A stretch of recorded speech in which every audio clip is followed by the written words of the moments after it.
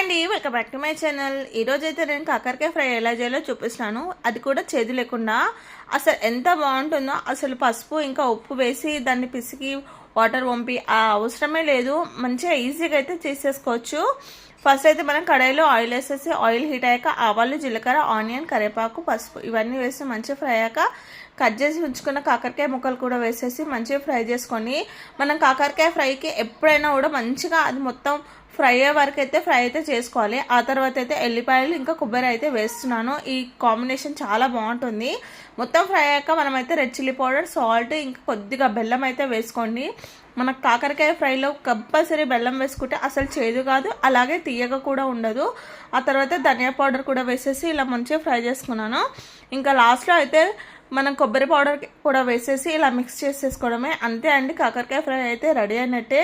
చాలా బాగుంటుంది. తప్పకుండా ట్రై చేయండి. నచ్చితే సబ్స్క్రైబ్